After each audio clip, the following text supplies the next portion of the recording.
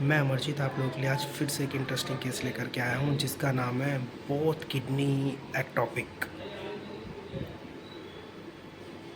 तो ये एक 10 साल की बच्ची है जिसको पूरे पेट के अंदर मीठा मीठा सा दर्द होता है। जब हम इसकी राइट किडनी देखने जाते हैं तो हमें राइट किडनी दिखती ही नहीं है।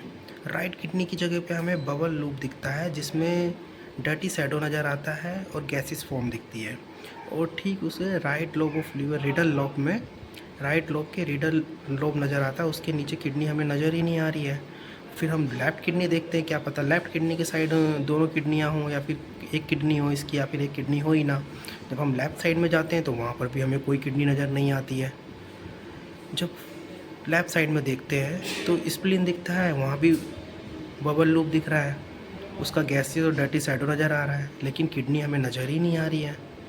लेकिन फिर हमारे मन में डाउट आता है, जब दोनों किडनी नहीं है तो ये आखिर लाइव कैसे है बच्चा? तो ऐसा तो नहीं हो सकता कि किडनी नहीं है, किडनी तो ज़रूर है, लेकिन क्या है कि वो अपनी जगह पे नहीं होगी।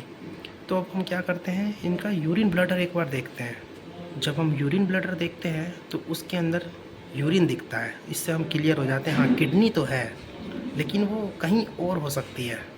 तो हम बहुत देखने के बाद हम राइट इलियक रीजन में जाते हैं, वहाँ पे देखते हैं तो राइट इलियक रीजन में हमें दोनों किडनी नज़र आ जाती है।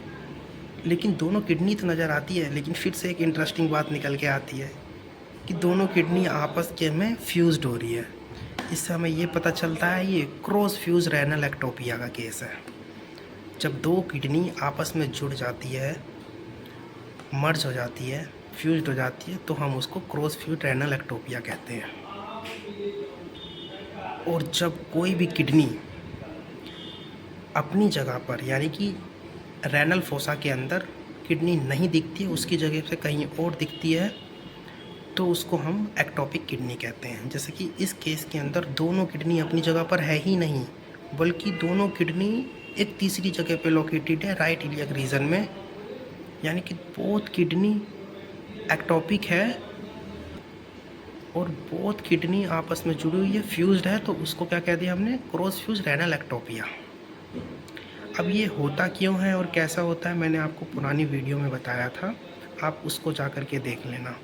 उससे पहले इस केस को एक बार वीडियो क्लिप में देख लेते हैं। जैसे कि ये यूट्रस दिख रहा है, ये ओवरीज दिख रही है, नॉर्मल फोरेज है, वेजाइना क्लियर है, सब कुछ है। ये देखिए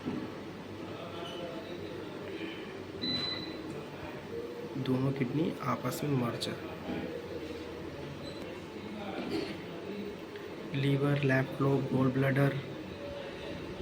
अब यहाँ पे देखिए रिडल लोब दिख रहा है, रिडल लोब में बबल लूप, यहाँ पे कोई किडनी नज़र नहीं आ रही है।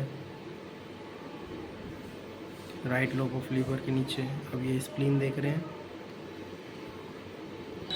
स्प्लीन के पास किडनी ढूंढ रहे हैं, लेकिन हमें किडनी दिख ही नहीं रही है, सिर्फ बबल लूप दिख रहा है। और दोनों किडनी आपस में फ्यूज्ड है, कहाँ पे, राइट इलियक रीजन में। दोनों किडनी प्रॉपर वर्क कर रही है, लेकिन कहाँ पर है, राइट इलियक फोसा में। किडनी बिल्कुल अच्छी है, दोनों किडनी फ्यूज्ड है, वर्क अच्छा कर रही है। अब दूसरी वीडियो जो मैंने पहले बताई थी क्रॉस फ्यूज रेनल एक्टोपिया कैसे होता है और एक्टोपिक किडनी कैसी होती है, इस वीडियो को मैं इसी में अटैच कर देता हूँ, देख लीजिए। मैं अमरजीत आप लोगों के साथ आज एक बहुत ही इंटरेस्टिंग केस डिस्कस करने वाला हूं जिसका नाम है रेनल एक्टोपिया। जैसा कि आप इस इमेज में देख रहे हैं, राइट रेनल फोसा में बोथ किडनी फ्यूज नज़र आ रही है और राइट किडनी का लोअर पोल और लेफ्ट किडनी का अपर पोल आपस में फ्यूज्ड है, मर्ज है, जुड़ा हुआ है। और left renal fossa completely empty है, यहाँ कोई भी किडनी नज़र नहीं आ रही है। इससे ये पता चलता है ये रेनल एक्टोपिया का केस है, ये कंजेनाइटल एनामोलिक कंडीशन है।